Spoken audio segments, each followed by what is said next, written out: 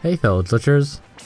This glitch involves the use of a final smash and then repeatedly switching between grounded and aerial states. When a character becomes airborne during a fixed final smash, it can have different consequences.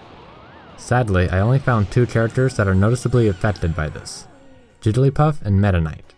Jigglypuff is only affected in terms of sound, but with Meta Knight it completely resets. And in some cases, this repeats forever and we have Meta Knight's infinite final smash glitch. There are many ways to get this to work, but my first idea involved moving platforms. But sadly, stages sometimes freeze during final smashes, so that didn't really work for me. I quickly remembered that you can stand on rolling crates. I tested out final smashes on rolling crates, and it turns out that you can do a whole bunch of stuff. With Jigglypuff, depending on where you stand on top, will go flying either to the right or to the left. Since you can pick up rolling crates, you can carry fighters and move them mid-final smash. And you can bring them to a blast zone and KO them. It only cancels the final smash, so there's not a whole lot of potential with that. But if you bring this idea into whether or not a character is grounded, it's really helpful. Using a wall, we can push a fighter off of a crate that we're holding by turning around. Combined with certain final smashes, we can manipulate the grounded state as much as we want, as a lot of final smashes prevent fighters from falling. I got Meta Knight to repeat his final smash quite a few times, but I wasn't a fan of how unruly it looked. So I created a spot where fighters can't move around on the ground and a nook that held Meta Knight in place.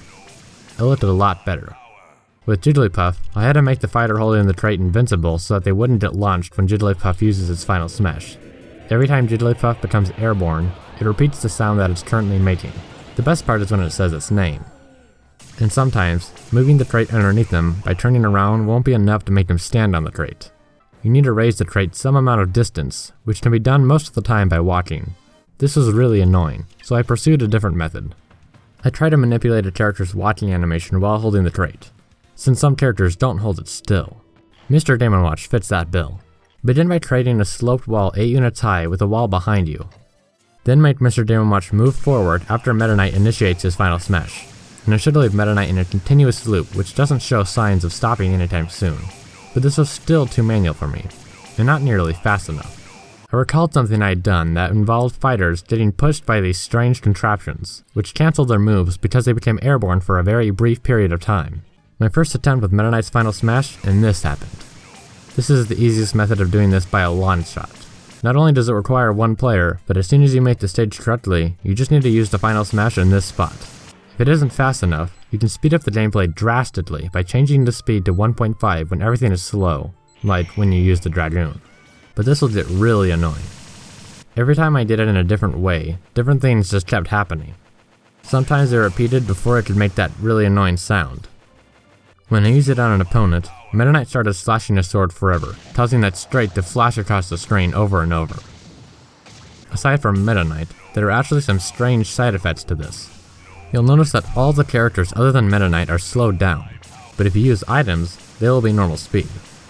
Items that last a certain amount of time will seem way shorter because the animations are slowed down, yet the timers remain the same. And even projectiles, or things that aren't connected to the player, are normal speed. And for some reason, some characters' animations are messed up, like Pac-Man and Yoshi's side Bs.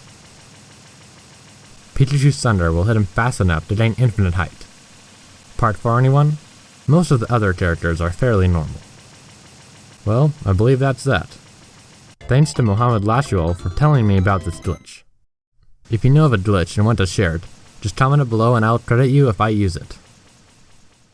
Thanks for watching. If you like glitches as much as me, be sure to smash that subscribe button. And be sure to follow me on Twitter if you want to know what I'm up to.